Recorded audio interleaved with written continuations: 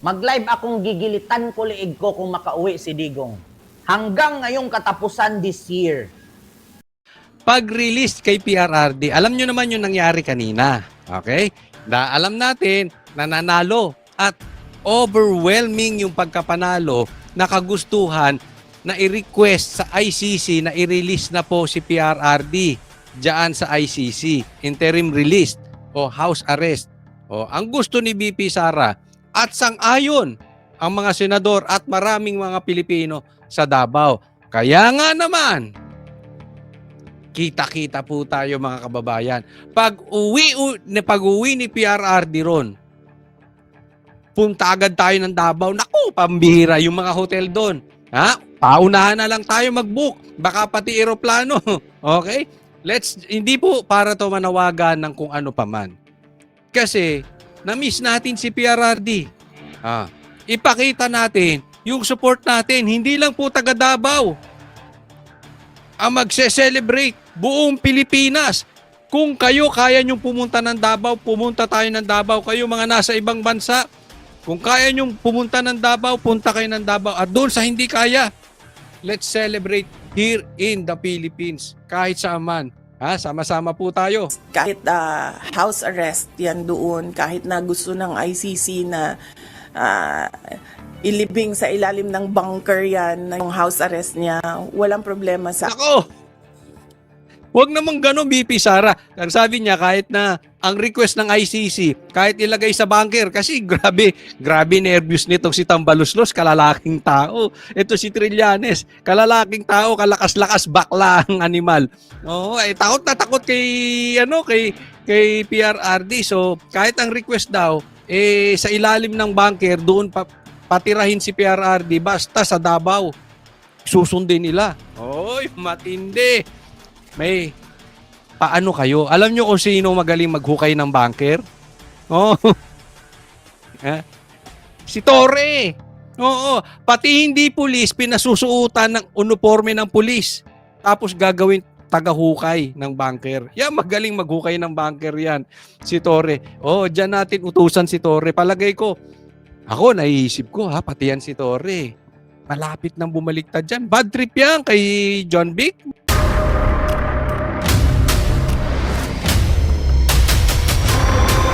Bago tayo mag-umpisa, baka pwede nyong i-like ang video na to. Malaking bagay ang like sa aming mga content creators. Maraming salamat po.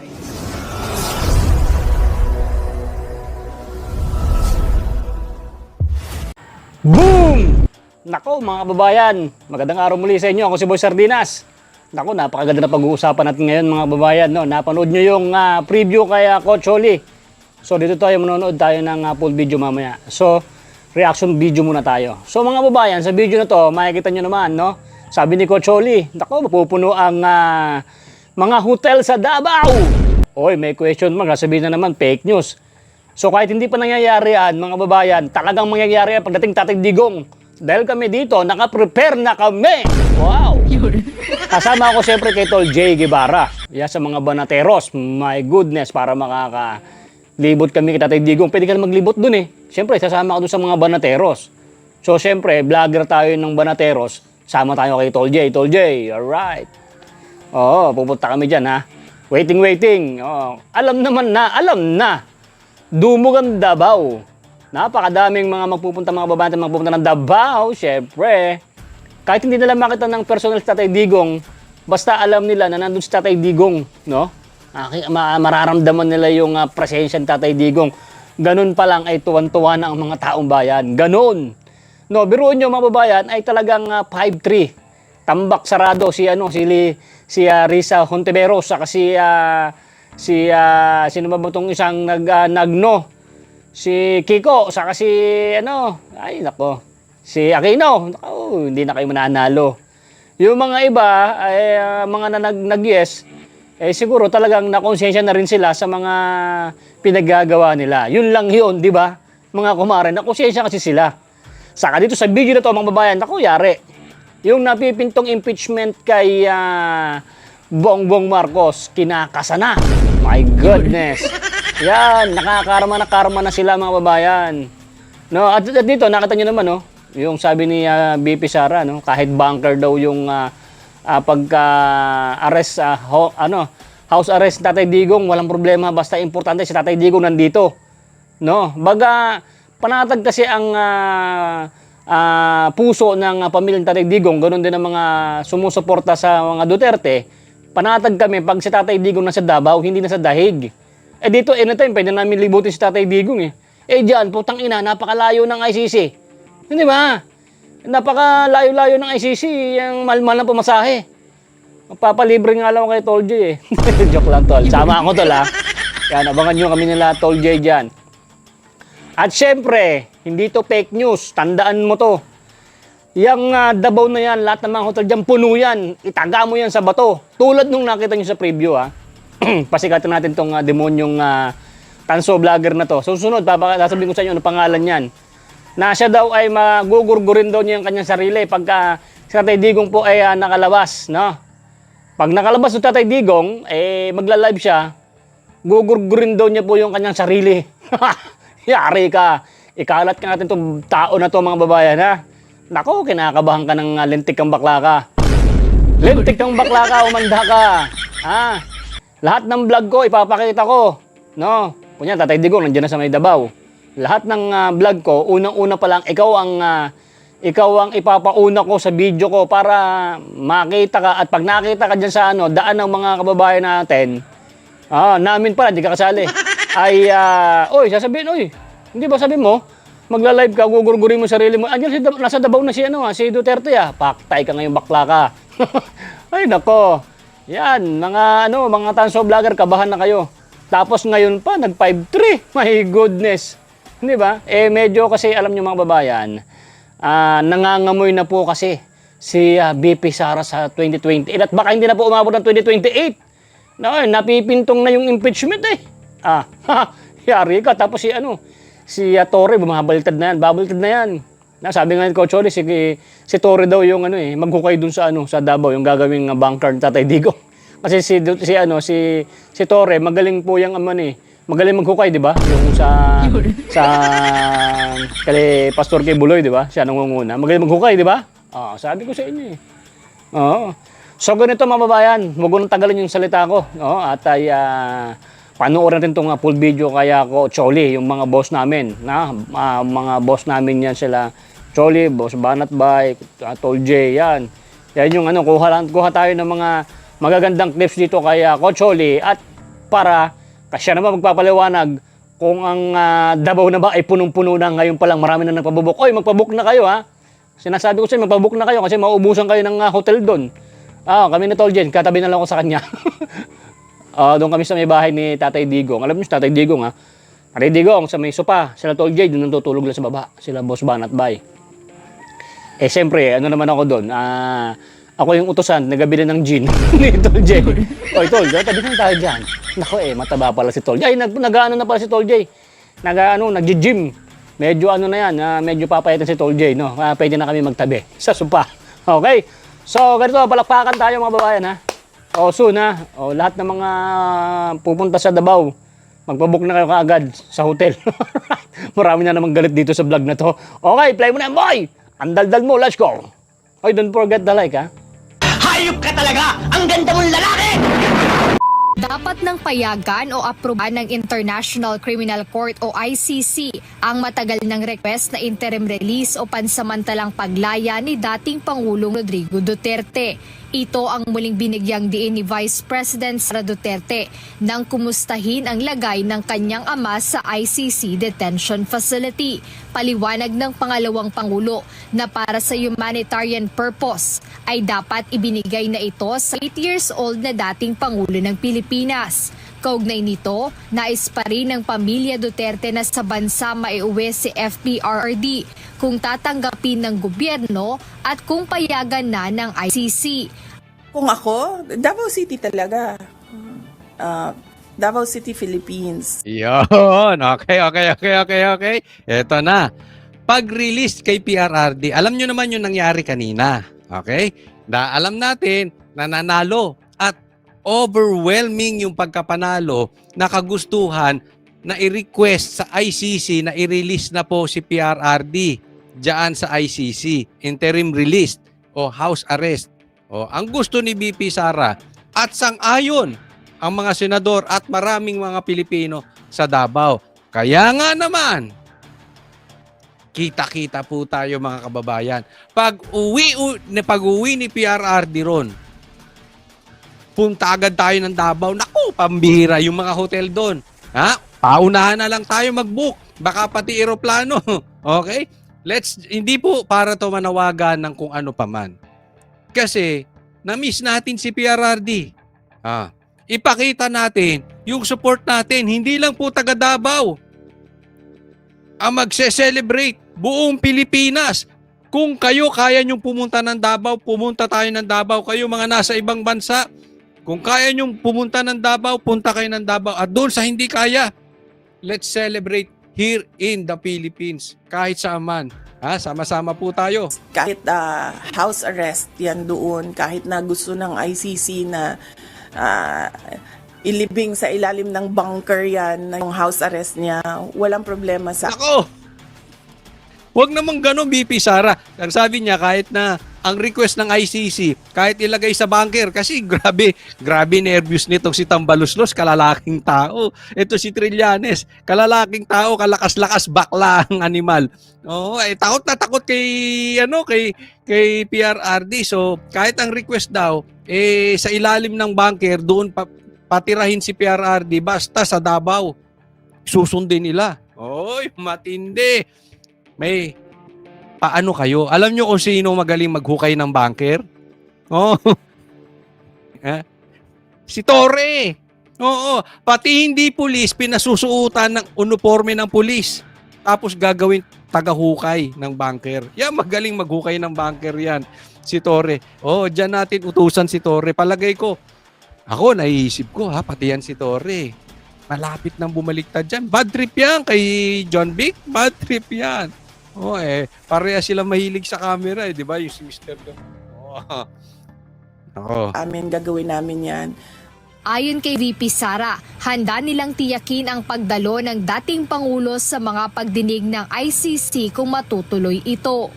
In fact, I think mas makabuti pa nga kung ibigay na lang yung interim release na yan because we can encourage him to cooperate sa mangyayari na trial kung meron man or mangyayari na hearings kung meron man. And mahalaga sa amin yung word of honor namin sa pamilya. So kung Tsaka hindi lang word of honor kasi ang ano naman dito, magpa-participate si PRRD kung magkakaroon ng hearing. At definitely, pa rin yun nila BP Sara. Una, sabi niya, word of honor. Hindi lang yon.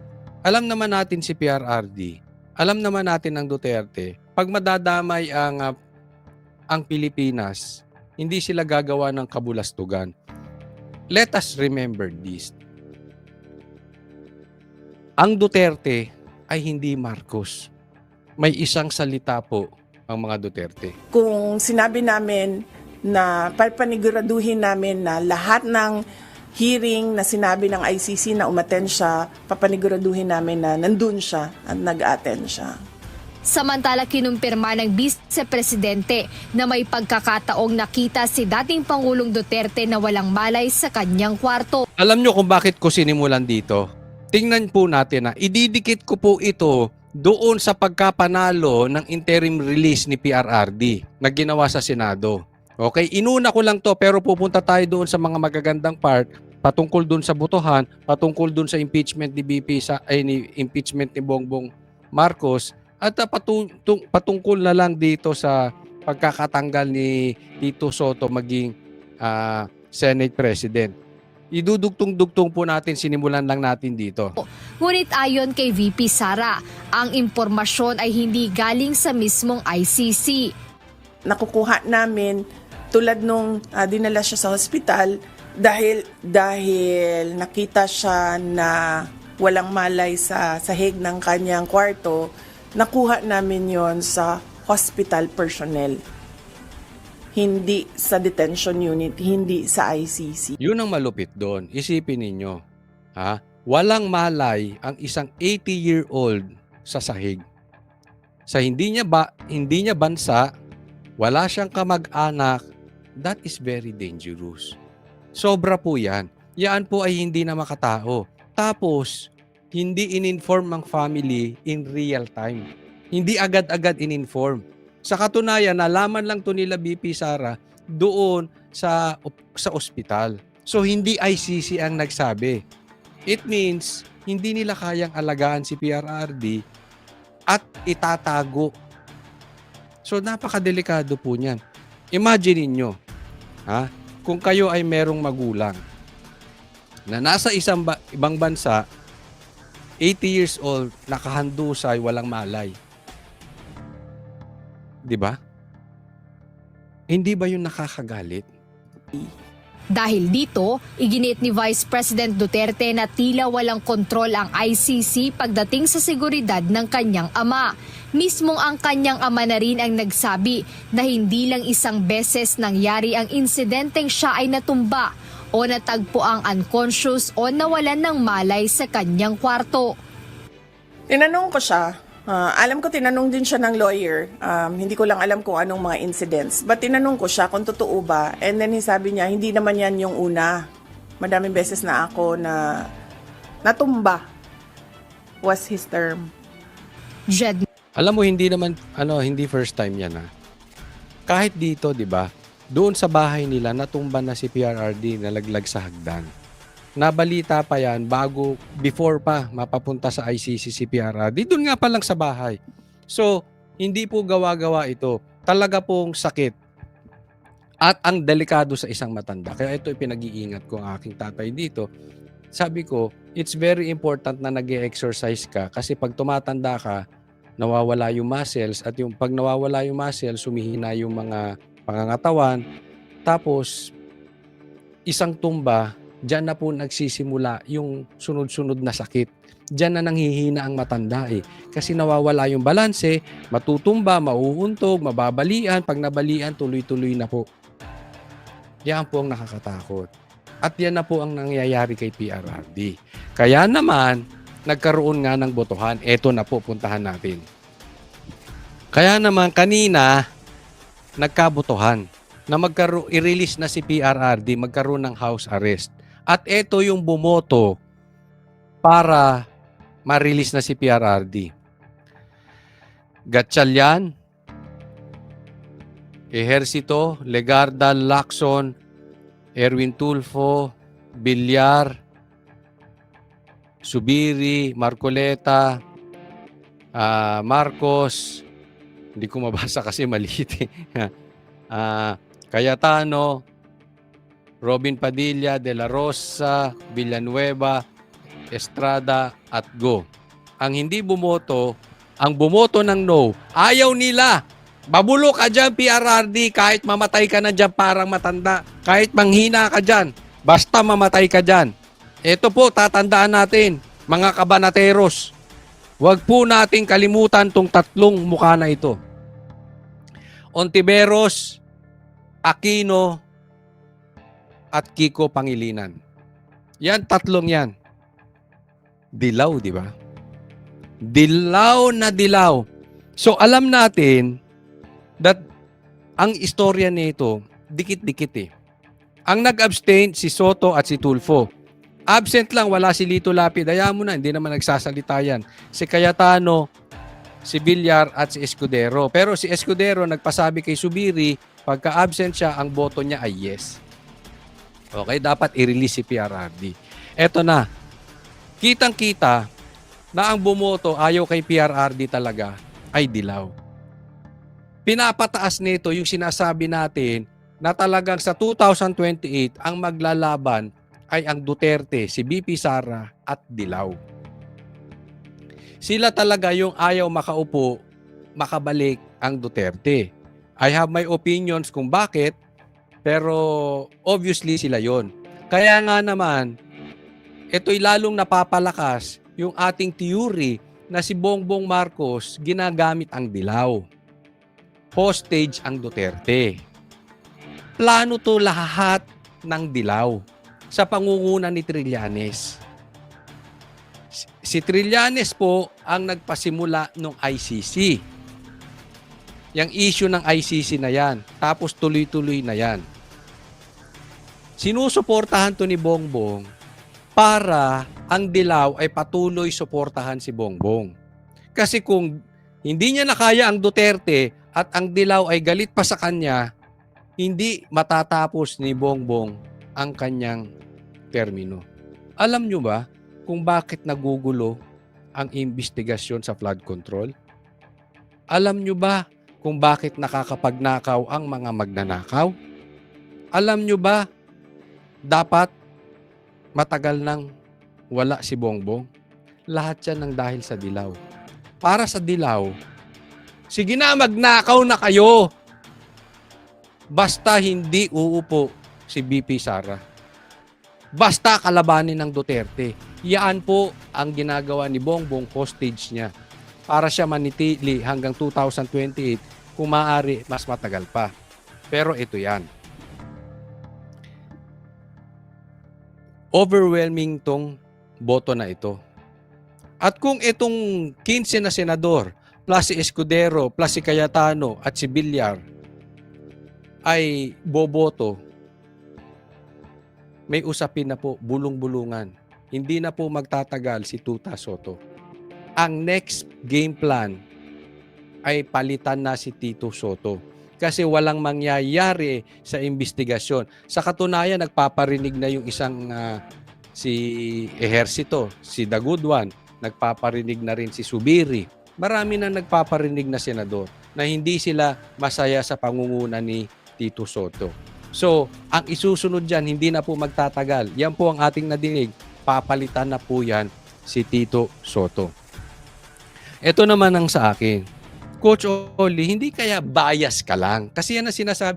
Siyempre Duterte ka eh. Intindihin nyo naman yung mga namatayan.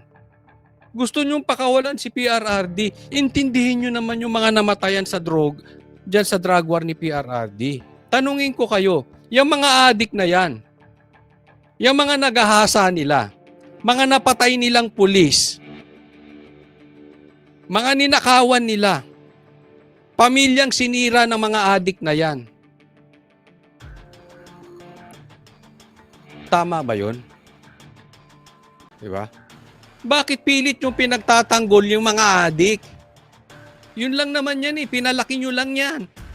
Mas kinampihan nyo yung adik dahil gusto niyang butasan si Duterte.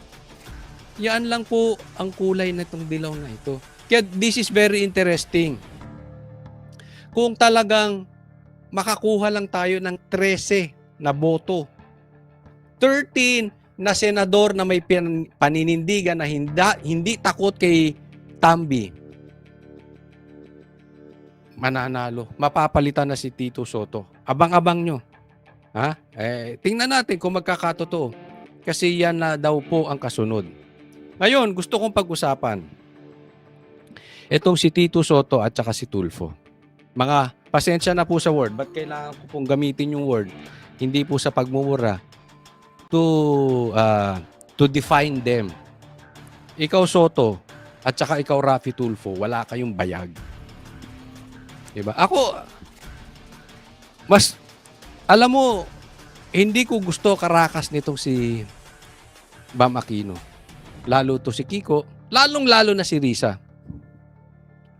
Pero mas nabilib pa ako dun sa tatlo kesa sa Soto at saka Tulfo.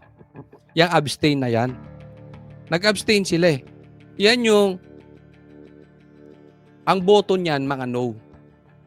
Ayaw lang nilang masabihan ng publiko dahil alam nila ang publiko, ang taong bayan, gustong i-release na si PRRD kasi hindi na po makatao ang ginagawa kay PRRD, hindi tama ang pagkakahuli kay PRRD, mali na po yung ginagawa kay PRRD.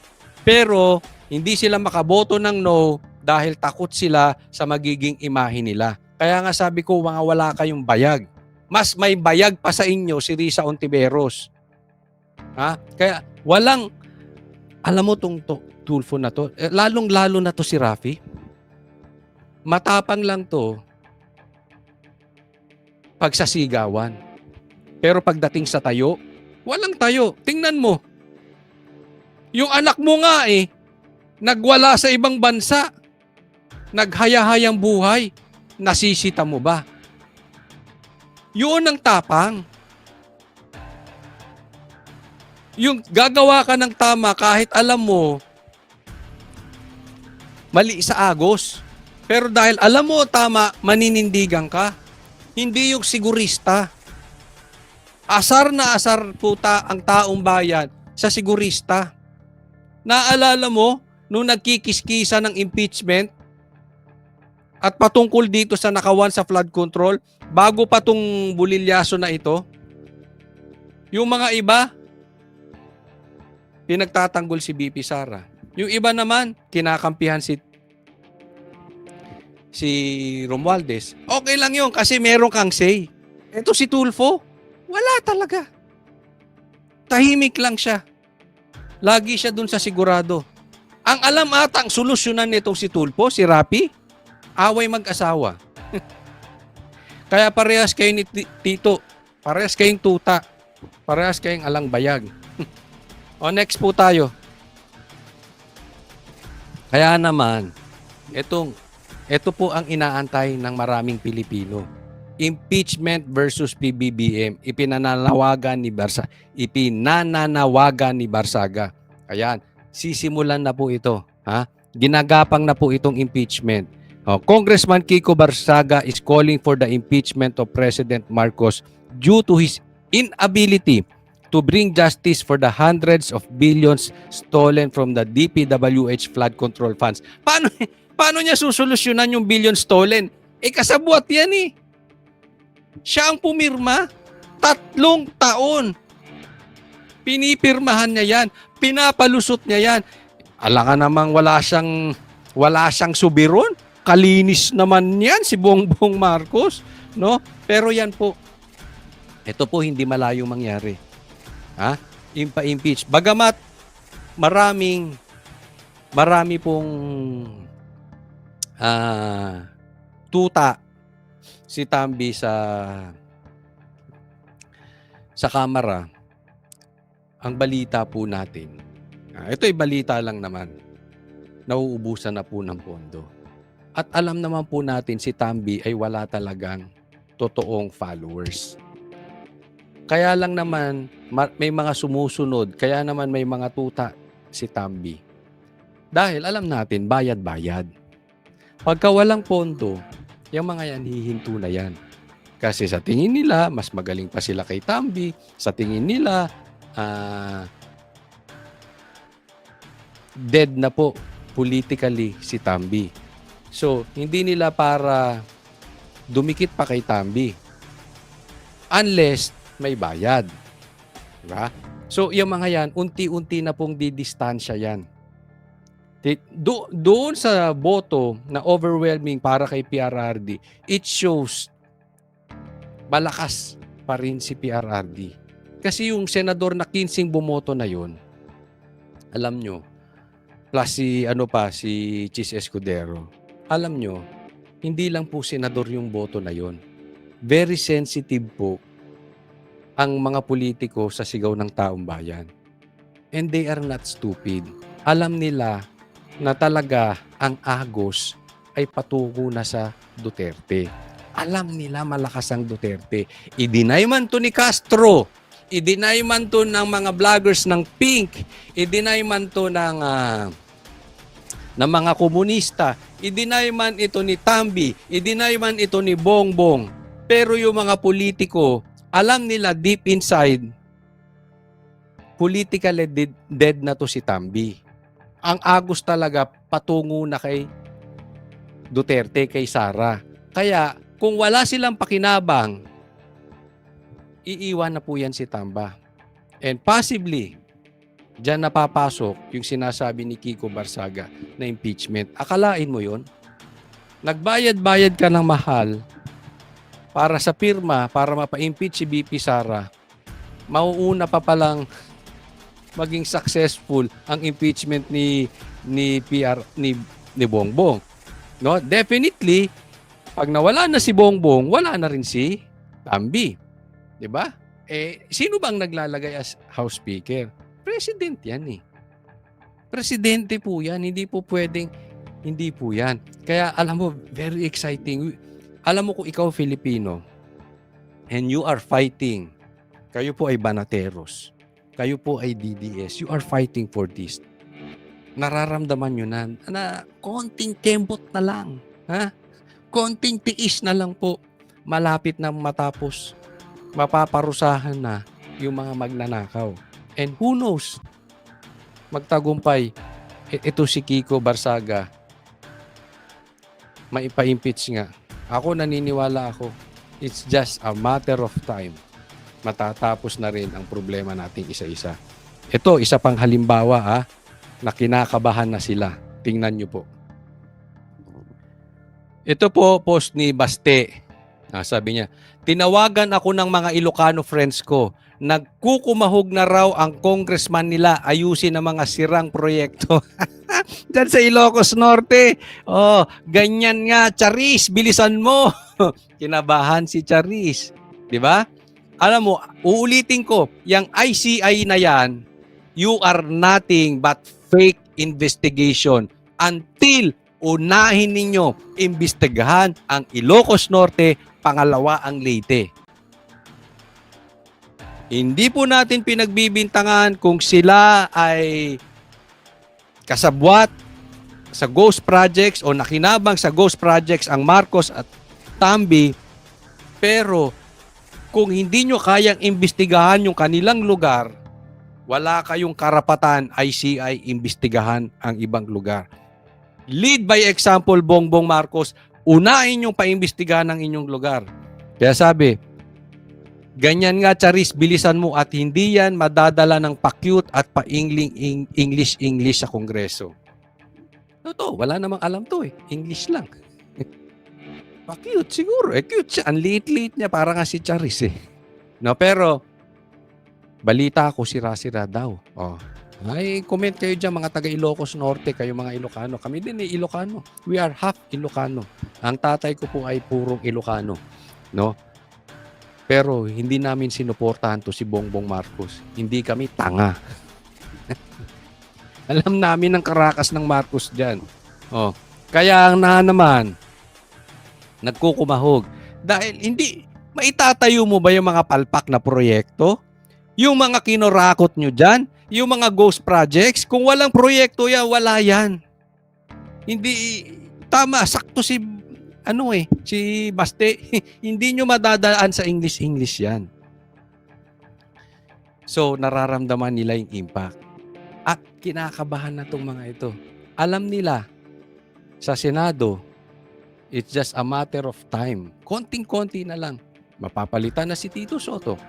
Diyan naman sa Congress, nararamdaman na nila. Pag hindi umagos ang pondo na i-discuss natin sa susunod na vlog ko, abangan po ninyo yon. Doon sa susunod na vlog ko, sasabihin ko, pati yung mga bayarang vlogger, nawawalan na ng pondo. At hindi lang yan, yung ibang politiko na binabayaran, di umano ni Tambi, nauubos na hindi na nababayaran. Kaya pahina na ng pahina. Kasi, kumbagat, ang binild ni Tambi na suporta, ay binild niya sa bayad. Di umano. Binild niya ito nang hindi parang Duterte na talagang nakita ng taong bayan may nagawa. Si Tambi, binild niya yung kanyang support through bayad. Pera-pera. Parang yung ghost projects niya. Walang bakal. Walang tibay. 'Di ba? May bagyo, sira. Ganyan din yung support ni Tambi na ginawa. Nagkaroon ng bagyo, mawawala ang support dahil walang totoong tibay, walang bakal eh. Panglabas, bayad-bayad. Pag huminto ang pondo, giba si Tambi. Same thing no mga ghost projects niya o yung mga proyekto niya na Mahina nga. Kinurakot. Walang tibay. Isang bagyo ba? Parehas. Parehas na parehas. Kaya ramdam na nila kahit sa Kongreso, numinipis na yung suporta. It's just a matter of time. Konting tiis, mga banateros, mga DDS. Tingnan po natin ito, susunod. Ito po yung sinasabi ko kanina na boto ni Tito Soto. Pakinggan po natin ang excuse niya. Your Honors, I am faced with two equally important issues affecting life and liberty. Dalawa issue niya. Okay, ano yon? To afford PRRD with the optimal condition of his detention that will be beneficial for his physical and mental health, while taking into consideration the plight of the families who are seeking justice for the alleged crime. So, dalawa issue niya. Yung kapakanan ni PRRD, yung physical at mental health ni PRRD, at yung mga humihingi ng hustisya laban kay PRRD.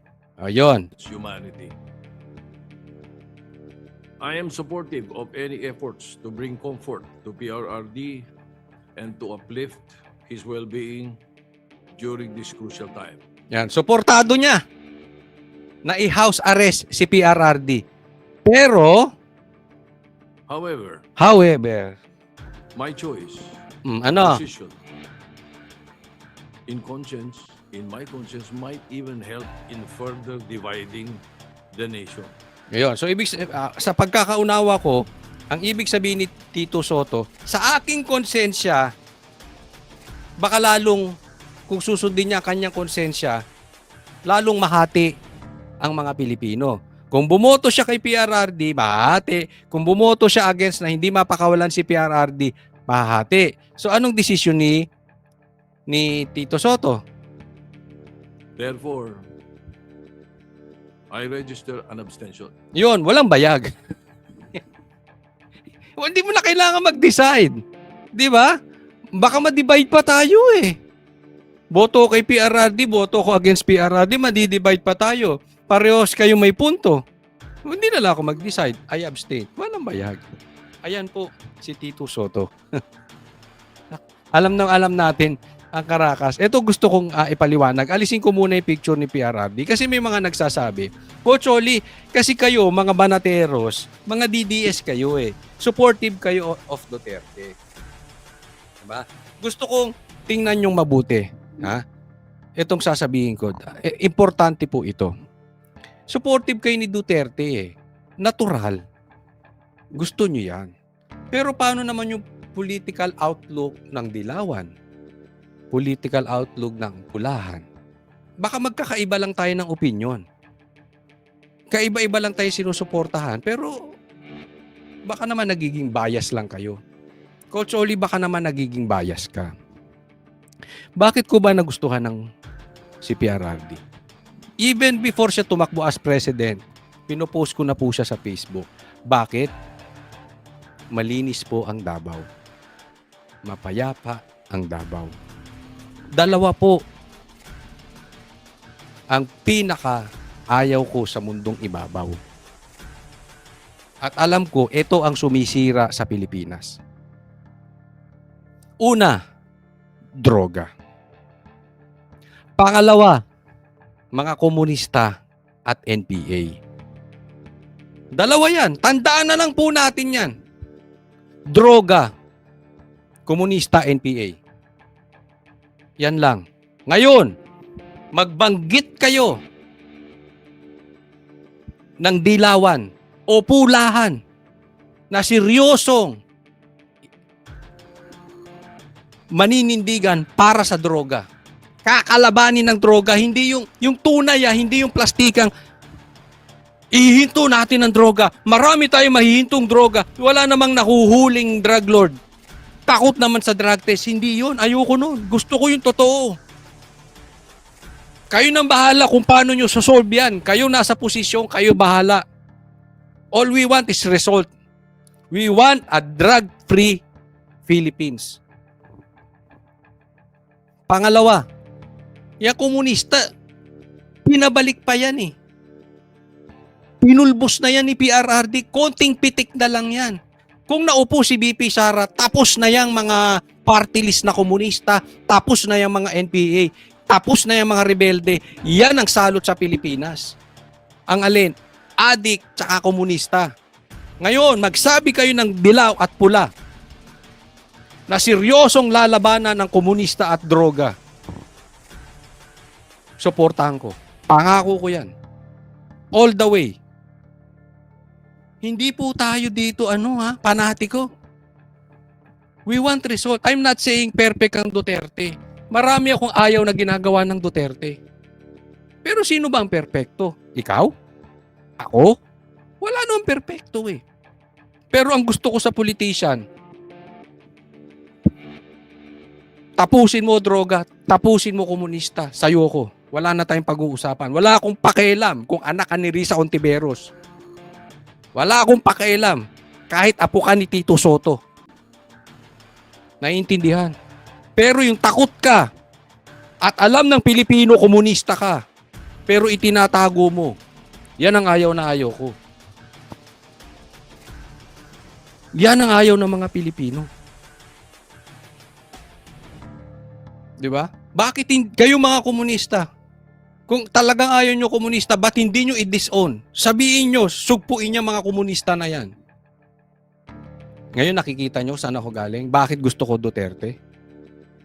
Hindi ko sinasabing matino sila. Sino bang matino sa atin? Sino bang matino politiko?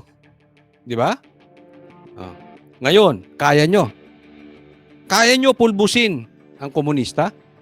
Kaya nyo pulbusin ang droga? Oye, sige. Tulungan ko kayo. Tulungan kayo ng Banateros. Tama ba o tama-tama? Ngayon, kayo mga manunood, sang-ayon ba kayo sa sinasabi ko? Yan ang problema ng bansa natin. Bukod sa korupsyon, pag nasolve yung dalawang yan, aasenso Pilipinas. Tingnan nyo itong susunod. Kaya naman, pakinggan natin itong sasabihin ni Risa Ontiveros Bakit siya bumoto ng no? Recognized. Senator Ontiveros recognized. Salamat po, Mr. President.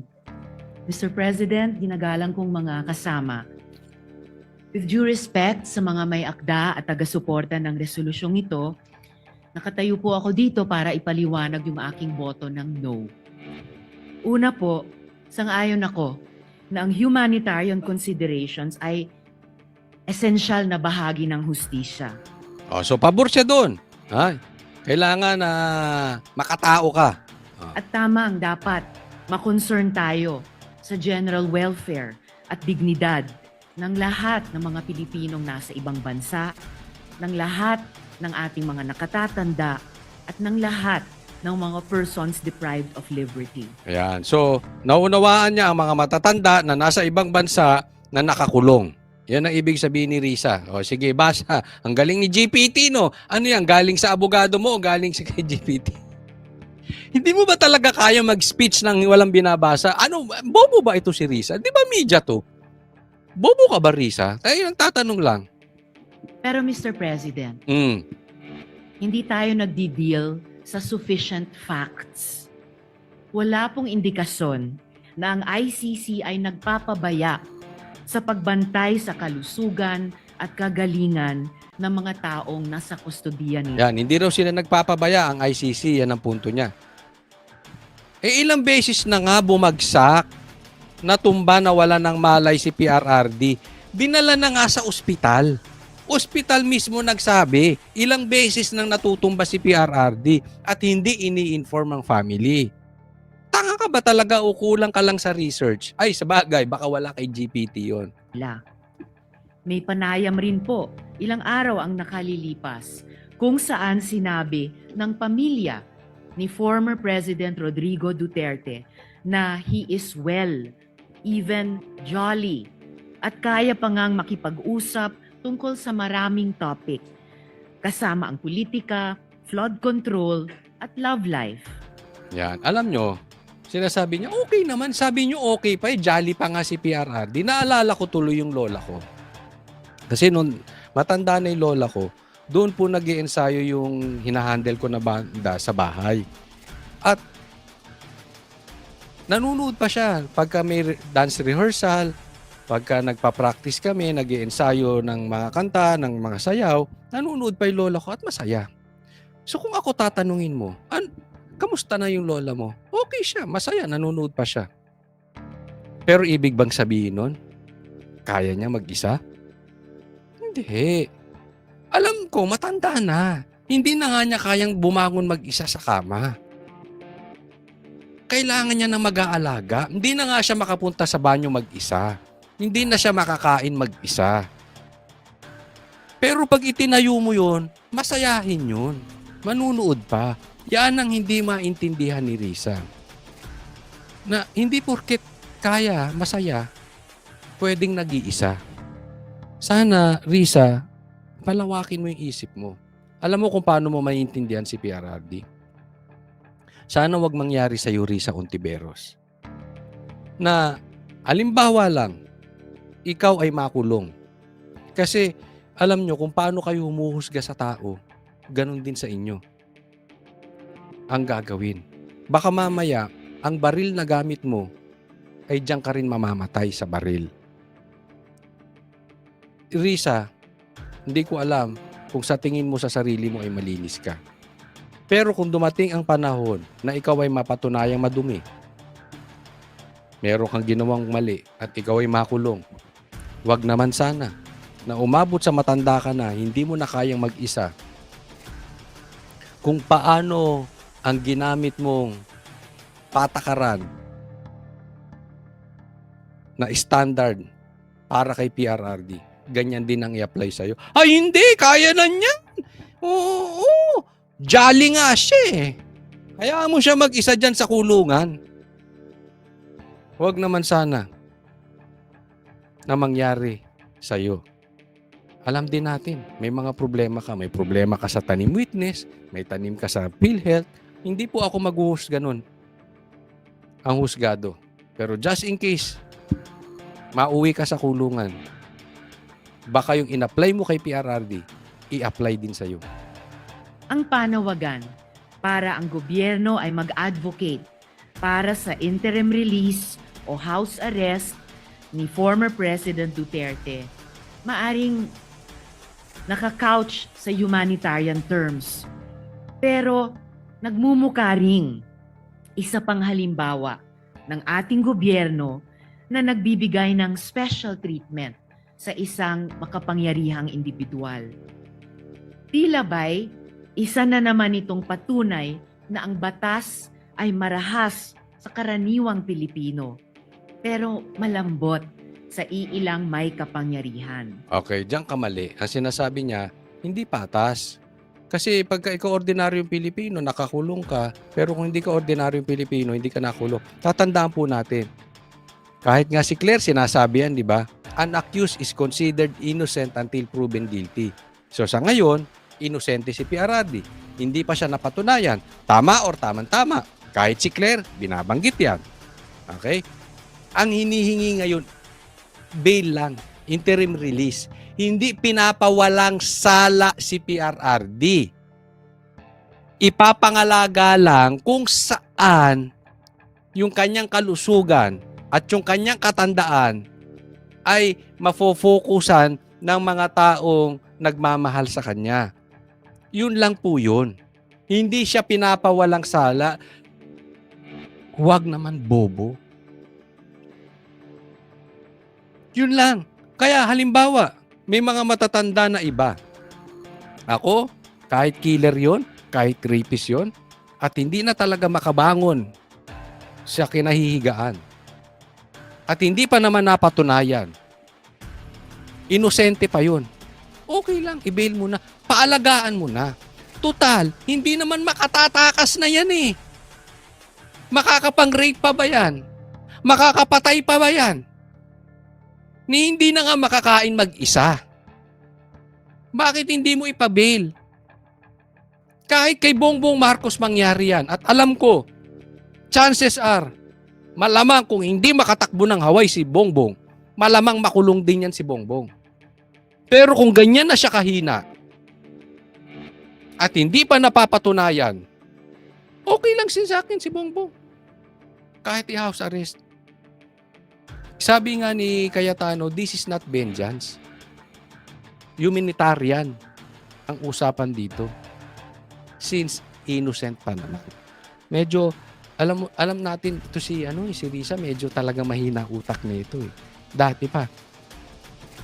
Kapag ordinaryong lolo ang inakusahan ng nagnakaw, pwedeng kulong agad at di makapagpiyansa. Pero di Bakit? I-apply mo kaya kay Tambi yan? Bakit tahimik kayo? Bakit hindi mo mabanggit ang pangalan ni Tambi? Yung ordinaryong nag-shoplift sa grocery, nakakulong agad. Si Tambi, hindi makakulong. Bilyon ang ninakaw. May nasiy ka ba? Mabuti pa ang sardinas, may label. Eh tayo, wala. Nay, ito na yung bayad ko sa isa, O, kunin mo yung isa. Isa muna, iyan, Tapos, isa pa, di ba? 4 dapat na sardinas, eh. Yan. 3 na. Pang-4 na sardinas. Okay na.